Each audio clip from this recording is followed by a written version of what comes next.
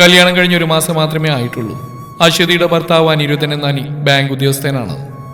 അമ്മയും അച്ഛനും ഒരു ചേട്ടനുമാണ് അനിക്കുള്ളത്. ചേട്ടൻ അഭിറാം കല്യാണം കഴിഞ്ഞു. ഭാര്യ ദേവിക, മകൾ വൈഷ്ണവി. തറവാടിനടുത്ത് പുതിയ വീട് വെച്ച് താമസമായി. മോള് വൈശു അച്ഛമ്മയും അച്ചാച്ചനെയും കാണാൻ എപ്പോഴും വരും. ദേവിക വരവ് കുറവാണ്. പിന്നെ ഒരു അച്ഛമ്മ കൂടെ ഇവിടെയുണ്ട്, അനിയുടെ അച്ഛമ്മ. അപ്പൊ കഥ തുടങ്ങുവാണേ. അശ്വതി രാവിലെ കുളിയൊക്കെ കഴിഞ്ഞ് കോണിപ്പടി ഇറങ്ങി താഴെയെത്തി. പഴയ രീതിയിലുള്ള തറവാടാണ്. വലിയ മുറ്റവും നിറയെ ചെടികളും മുറ്റത്തൊരു മുത്തശ്ശിമാവൊക്കെയുണ്ട്. ഫ്ലാറ്റിൽ താമസിച്ചു വളർന്ന അശ്വതിക്ക് അതൊക്കെ പുതിയ അനുഭവങ്ങളായിരുന്നു.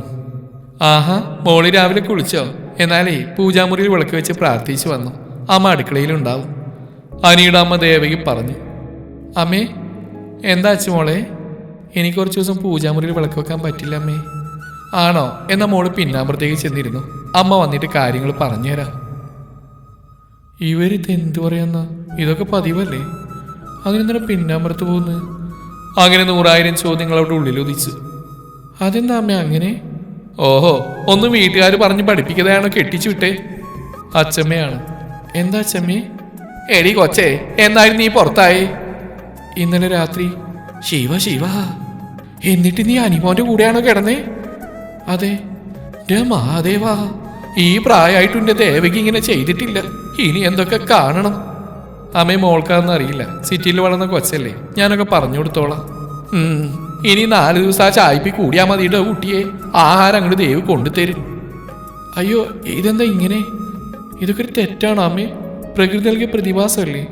നിങ്ങളിപ്പോഴും പഴയ ചിന്താധികാരാണോ? ഓഹോ, തർക്കുത്തരം പറയാൻ മിടിക്കുകയാണല്ലോ. തർക്കുത്തരം അല്ല അച്ഛമ്മേ, ഇതൊരു അനുഗ്രഹമായിട്ടാണ് ഓരോ പെണ്ണും കാണേണ്ടത്. അവളെ പൂർണ്ണതയിൽ എത്തിക്കുന്നതാണ് അർത്ഥം. അതൊരു തെറ്റല്ല. നിങ്ങളുടെ ചിന്തകളും രീതികളാണ് തെറ്റ്. മതി, അബിയുടെ പെണ്ണിനെ പോലെ തന്നെയാ നീയും. അച്ഛമ്മ ദേഷ്യത്തോടെ അകത്തേക്ക് പോയി. അച്ചു ദേവിയുടെ നേർക്ക് തിരിഞ്ഞു. അമ്മേ, അമ്മ അന്ന് വാതോർന്ന് എതിർത്തിരുന്നെങ്കിൽ ഇന്ന് എനിക്ക് അവസ്ഥ വരില്ലായിരുന്നു. മോളെ, അമ്മ പാവ, എനിക്കറിയാം. ഇനി ഇതിന്റെ പേരിൽ കുടുംബത്തിൽ വഴക്ക് വേണ്ട. ഞാൻ ചായപ്പിക്കിടുന്നോളാം. അച്ഛമ്മ ഹാപ്പി ആവുമല്ലോ. മോളെ, അമ്മയ്ക്ക് വിഷമമുണ്ട്. ഏയ് സാറില്ലമ്മേ, ഈ അവസ്ഥയൊക്കെ മാറും. വൈകുന്നേരം അനിയ ഓഫീസിൽ നിന്ന് വന്നപ്പോൾ അച്ചുവിനെ കണ്ടില്ല. അല്ലെങ്കിൽ വന്നപാട് അനിയേട്ടാന്ന് വിളിച്ച് ബാഗും വാങ്ങി അന്നത്തെ വിശേഷം മുഴുവൻ പറയുന്ന പെണ്ണാണ്. ഇനി വയ്യായികല്ലോ ആവൂ. രാവിലെ അവൾ എഴുന്നേക്കാൻ വൈകിയിരുന്നു. ഓഫീസിൽ പോകാൻ ഇറങ്ങിയപ്പോൾ വിളിച്ചുണർത്തിയിട്ടാണ് പോയത്. അച്ചു, ആ മോനെത്തിയോ? അമ്മ, അച്ചുവിടെ? അവള് ചായപ്പിനുണ്ട്. അവിടെയോ? അവിടെ എന്താ? ഇനി 4 ദിവസം കഴിഞ്ഞിട്ടേ മുറിയിലേക്ക് അവള് വരൂ. അച്ചമ്മയാണ് മറുപടി പറഞ്ഞത്. അതെന്താ? അവൾക്ക് തൊട്ടുകൂടായ്മയാ. അതിനെന്താ അച്ഛമ്മേ? എല്ലാ സ്ത്രീകൾക്കുള്ളതല്ലേ? നമ്മുടെ തറവാടിന് ചില ചിട്ടകളുണ്ട്. വെച്ചാരാധനയുള്ള തറവാടാ. ഹോ, നിങ്ങൾ ആ കാലഘട്ടത്തിൽ നിന്ന് ഇതുവരെ പുറത്തു വന്നില്ലേ? കഷ്ടം. എവിടെ അച്ചു? അവൻ ചായപ്പിലേക്ക് നടന്നു. അവൻ നോക്കുമ്പോൾ മുട്ടുകൾ രണ്ടും കൂട്ടിവെച്ച് കിടക്കുകയാണ് അച്ചു. അവൻ അവിടെ അടുത്തിരുന്ന് മുടിയിൽ തഴുകി. അച്ചു, അനിയേട്ടാ എപ്പെത്തി? ഞാൻ അറിഞ്ഞില്ല. എന്നോട് ഇവിടുന്ന് ഇറങ്ങേണ്ടെന്ന് പറഞ്ഞിട്ടാ ഞാൻ. നീ പഠിച്ചവണല്ലേ, ഇത്തരം കാര്യങ്ങൾ എതിർക്കണ്ടേ? പിന്നെ കല്യാണം കഴിഞ്ഞ് വന്നിവിടെ ഞാൻ കാരണം കുടുംബത്തിൽ വഴക്ക് വേണ്ടെന്ന് വെച്ചാ. നീ വന്നേ. വേണ്ട അനിയേട്ടാ, വെറുതെ എന്തിനാ അച്ഛമ്മയെ ദേഷ്യം പിടിപ്പിക്കുന്നത്? ഇത് ഇന്ന് നിർത്തിയില്ലെങ്കിൽ ഇനി ആവർത്തിക്കും. നമുക്ക് ജനിക്കുന്ന ഒരു മകളാണെങ്കിൽ അവൾ ഇതുപോലെ തളക്കപ്പെടും. അത് പാടില്ല. അവന്റെ മുഖം ചുവന്നു. അവളുടെ കൈകളിൽ മുറുകെ പിടിച്ചു. അവൾ യാന്ത്രികമായി അവനോടൊപ്പം നടന്നു. ഉമ്മറത്തെത്തിയപ്പോൾ അച്ഛനും അമ്മയും അച്ഛമ്മയും ഉണ്ട്. അച്ഛമ്മയും അമ്മയും അച്ഛനും കേൾക്കാൻ എനിക്കൊരു കാര്യം പറയാനുണ്ട്. എന്താടാ മോനെ? അച്ഛൻ ചോദിച്ചു. അച്ഛനെ പോലെ അച്ഛമ്മയ്ക്ക് മുമ്പിൽ ഭീരുവാൻ എനിക്ക് പറ്റില്ല. അച്ചു വിദ്യാഭ്യാസമുള്ള കുട്ടിയാ. അവൾക്ക് അവരുടേതായ തീരുമാനങ്ങളും അഭിപ്രായങ്ങളും ഉണ്ടാവും. അതിനിപ്പോ എന്താ ഉണ്ടായ അനിക്കൂട്ടാ? അമ്മ മിണ്ടാണ്ടിരിക്കുക, ഞാൻ പറയട്ടെ. എന്റെ പെണ്ണിന്റെ അശുദ്ധി എന്നിലെ പുരുഷനെ പിതാവിലേക്ക് എത്തിക്കാനുള്ളതാ. ഇത് പറയാൻ എനിക്കൊരു നാണക്കേടുമില്ല. ഇന്ന് ഞാൻ കാണുമ്പോൾ ആ ചായപ്പിലെ കീറിയ പായല് കാൽമുട്ടി ചുരുട്ടി വേദന സഹിച്ചെടുക്കുന്ന എന്റെ പെണ്ണിനെയാ. അവള് സഹിക്കുന്ന വേദന എനിക്കും കൂടെ വേണ്ടിയാ. അത് പറയുമ്പോൾ അവൻ അവളെ ചേർത്ത് പിടിച്ചു. അച്ചുവിന്റെ കണ്ണ് നിറഞ്ഞിരുന്നു. ദേവകി കണ്ണു തുടച്ചു. അമ്മ എന്തിനാ കരയുന്നേ? ആ കാലോർത്തല്ലേ? അന്ന് അച്ഛനെന്റെ അമ്മ ഇങ്ങനെ ഒന്ന് ചേർത്ത് പിടിച്ചിരുന്നെങ്കിൽ. അനിക്കുട്ടാ, ഈ തറവാടിന്റെ ചിട്ടകള് അച്ഛമ്മ മിണ്ടരുത്. ഇനി അങ്ങനെ ഒരു ചിട്ടയോടെ വേണ്ട. അഭിയുടെ അടുത്തേ കൊണ്ട് മാറാനുള്ള കാരണം ഇതന്നെയായിരുന്നു. എല്ലാവരോടും കൂടെ പറയുക, ഇനി ഇങ്ങനെ ആവർത്തിച്ചാൽ ഞാനും അച്ഛയും പടിയിറങ്ങും.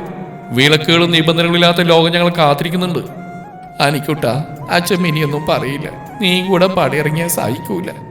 ഇല്ല, ഞാൻ ഇനിയൊന്നും പറയുന്നില്ല. അവരെഴുന്നേറ്റ് അകത്തേക്ക് പോയി. അനി, നീ അച്ഛമ്മയെ വിഷമിപ്പിക്കാൻ പാടില്ലായിരുന്നു. അപ്പൊ ഇവളെ വിഷമിപ്പിക്കാല്ലേ? അമ്മ ഇനിയെങ്കിലും ഒന്ന് ജീവിതം ജീവിക്കേ. അവൻ പറയുന്നത് ശരിയാ ദേവകി. അന്ന് ഞാൻ ശബ്ദം ഉയർത്തിയിരുന്നെങ്കിൽ തീരുമായിരുന്നു ഈ അനാചാരങ്ങൾ. എൻ്റെ കണ്ണു തുറപ്പിക്കാൻ എൻ്റെ പൊന്നുമോ വേണ്ടി വന്നു. എന്നോട് ക്ഷമിക്കണം ദേവു. അയ്യോ, അങ്ങനെയൊന്നും പറയില്ലേ, എനിക്ക് സങ്കടമാവും. ഈ ധാരണ തെറ്റാണമ്മേ. തെറ്റ് ചെയ്താൽ ആരായാലും മാപ്പ് പറയണം. അച്ഛൻ അന്നാദ്യമായി അമ്മയെ ചേർത്ത് പിടിച്ച് നടന്നു പോകുന്നു അനി സന്തോഷത്തോടെ നോക്കി നിന്നു. ശേഷം തന്റെ പ്രിയപ്പെട്ടവളെ നെഞ്ചോട് ചേർത്ത് അവൻ മുറിയിലേക്ക് പോകാൻ തുടങ്ങി. കോണിപ്പടി കയറാൻ വയ്യാനിയേട്ടാ, പിന്നെ മുകളിൽ പോവാം. അവൻ ചിരിച്ചുകൊണ്ട് അവളെ കോരിയെടുത്തു. അപ്രതീക്ഷിതമായതുകൊണ്ട് അവൾ അവന്റെ തോളിലൂടെ മുറുകെ പിടിച്ച് നെഞ്ചിൽ മുഖം പൊഴുത്തി. ഏട്ടാനിയേട്ടാ, ആരെന്നെ കാണും. കണ്ടാലെന്താടി, നീ എന്ന പെണ്ണല്ലേ? അവൾ കുസൃതിയോടെ അവന്റെ കഴുത്തിൽ കടിച്ചു. ഈ പെണ്ണ്. അന്നേരം അവളെ നോക്കിയപ്പോൾ അവനിൽ ഉണർന്ന് ഒരു മകളോടുള്ള വാത്സല്യമായിരുന്നു. അവൻ അവളുടെ നെറുകയിൽ ചുംബിച്ചു.